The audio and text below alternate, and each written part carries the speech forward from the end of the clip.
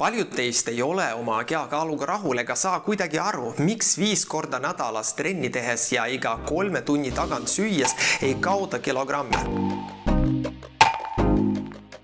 Ma ütlen teile tõtt, kaasaegne teadus sai juba aastaid tagasi aru, mida ta oli teinud, kui hakkas kõigile soovitama kaalu langetamise eesmärgil süüa 6 korda päevas väikeste portsjonitega, mitte tarbida loomseid rasvu nagu pekk ja või ja rasvane hapukoor, süüa rohkem puuvilju, see põhjustas rasvumise epideemiat. Mida sa siis valesti teed? Lühidalt sööd valesid asju ja valel ajal. Jämedalt öeldes on ainult 2 toiduainet, mis põhjustavad ülekaalu, suhkur kõikides vormides ja taimeõlid. Mitte rasvane liha, mitte või ega searasv, mitte 30% rasvasisaldusega hapukoor ega pähklid. Ma pole kindel, kas teie arst teab sellest.